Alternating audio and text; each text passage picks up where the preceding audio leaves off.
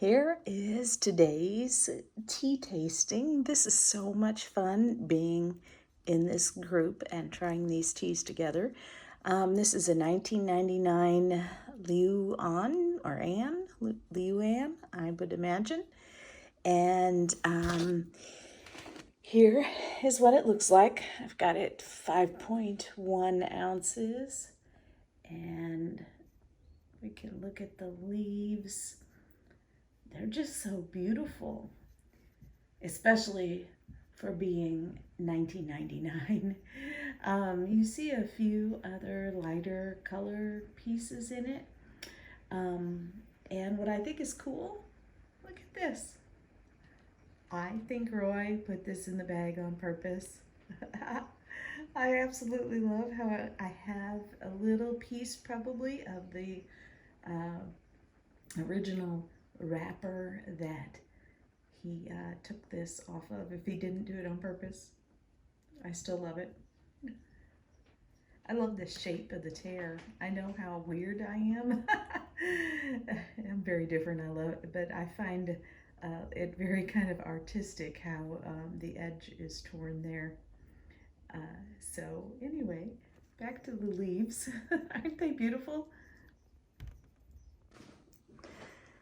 So here is the color of the liqueur on the very first short steep. And there it is in my cup. This is Prissy. She's our vacuum that goes every morning. She had to take a pause. She keeps me company, so I could record this video. She had to pause. And here are the wet leaves. After a first short steep, it looks like we have one stem over there, but mostly there's another kind of stem, but mostly just beautiful leaves.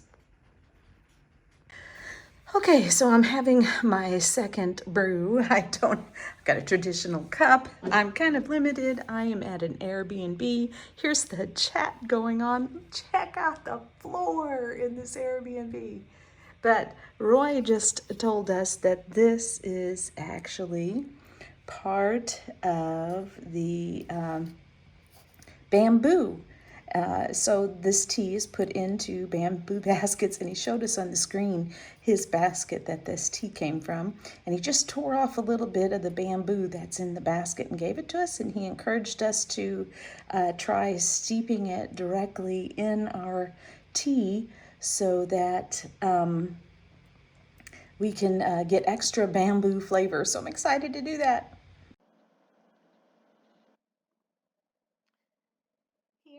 Are my tasting notes for the 1999 Luan that I had last weekend with the tea club that I'm in.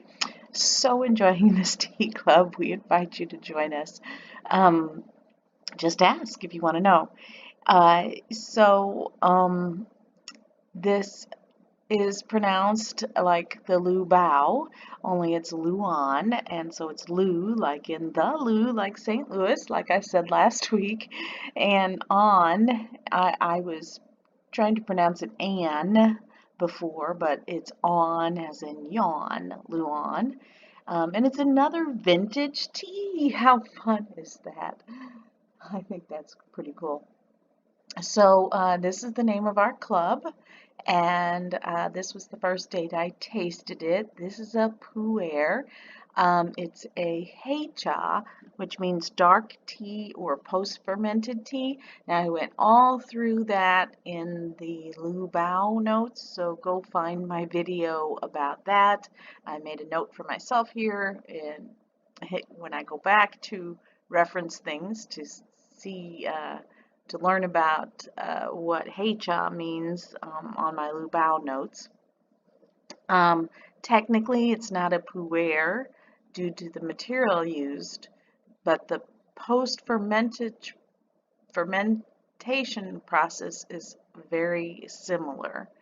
So it's technically not a ripe pu'er or a shu pu'er.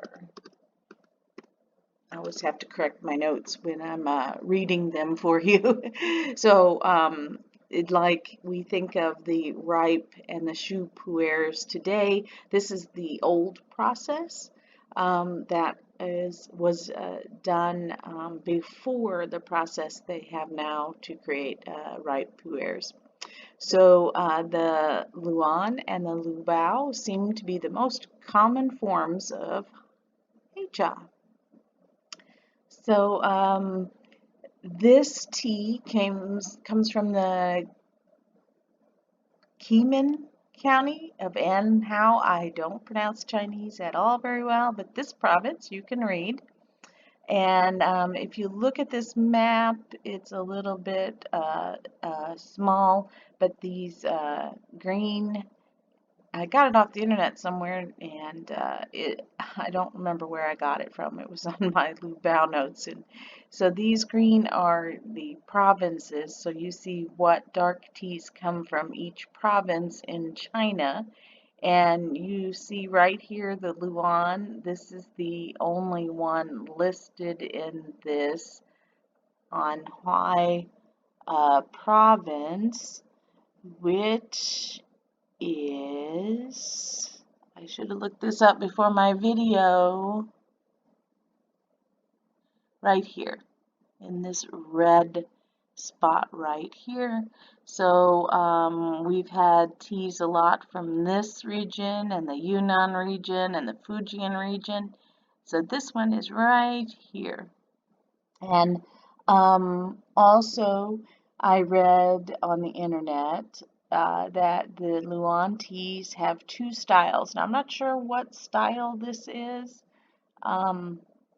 but there's a Luan Guaipian, which is from northern Luan, and there's a Sun Yishan historical brand name, which is southern Luan because it's from the south of Luan region. So there's two kinds. I'm not sure what kind this is. I forgot to ask that during the chat. The processing, you can, pause this video and read these notes that I got from the Tea for Me website. Kind of underlined some things so we can whiz through this. Withered, then pan fried, and then it's known as a mao cha, which means rough tea.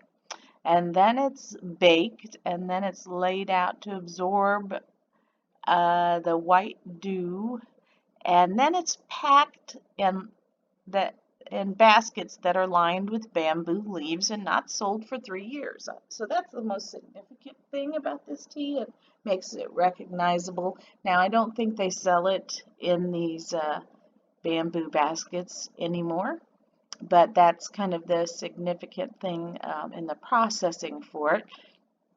Under notes, I did see a note that this tea was formerly famous throughout the whole country of China.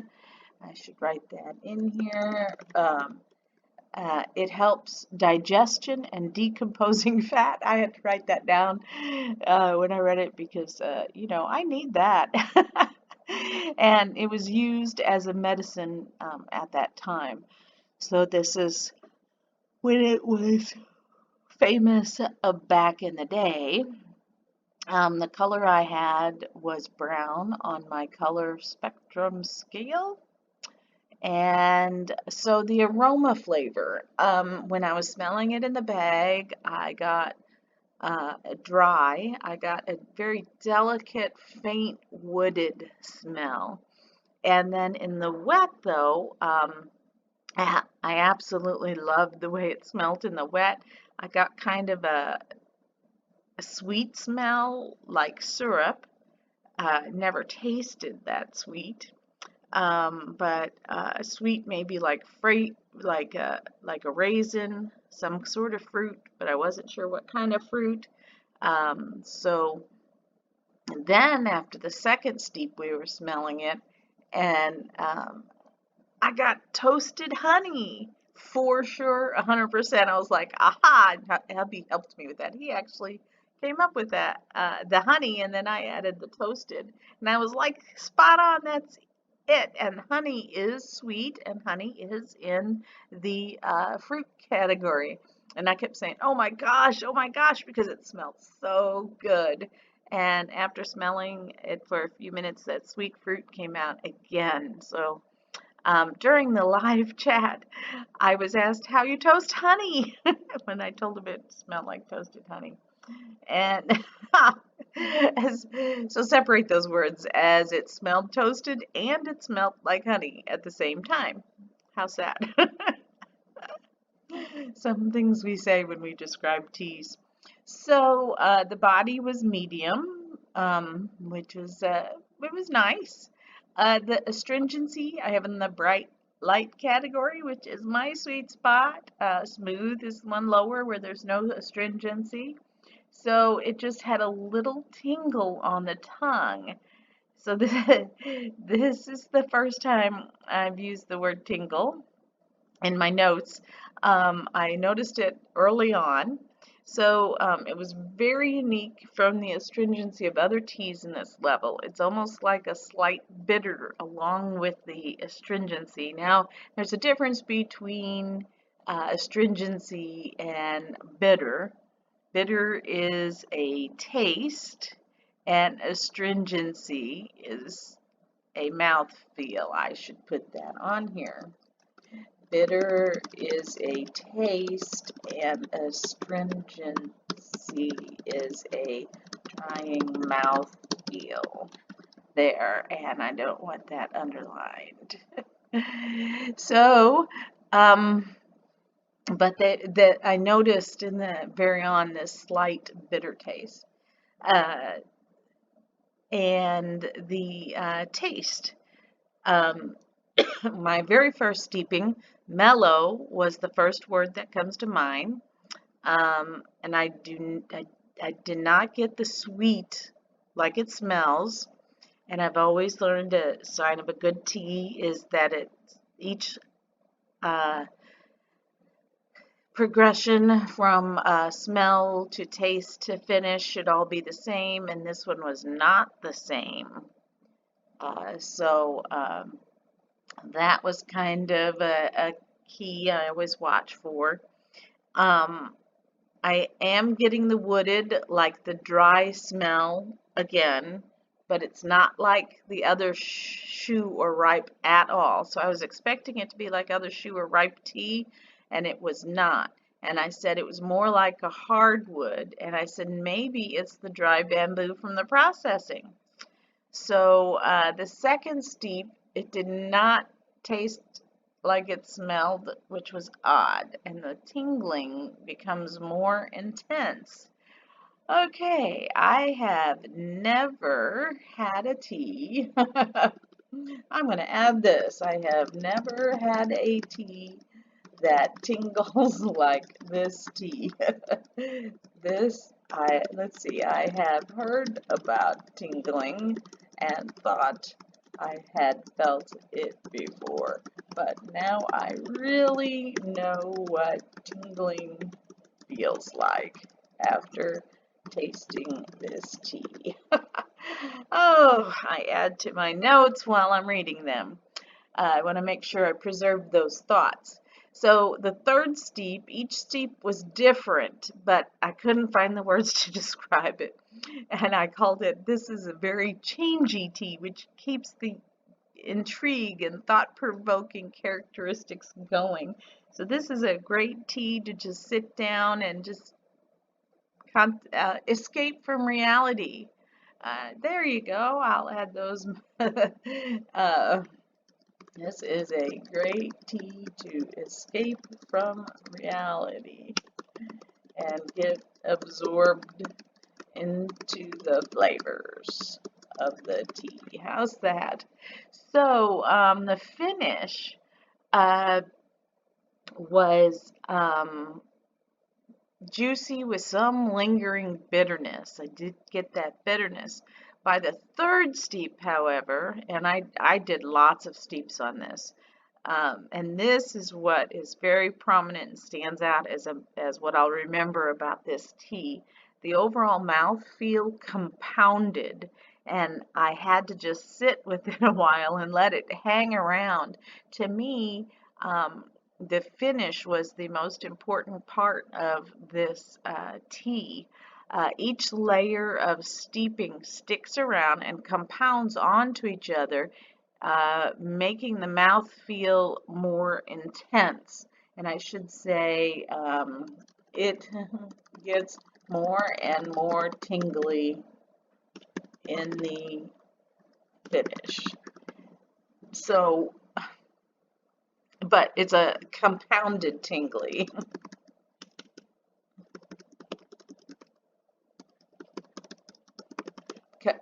Compounded is the word that just kept compounded tingly. That describes it pretty well.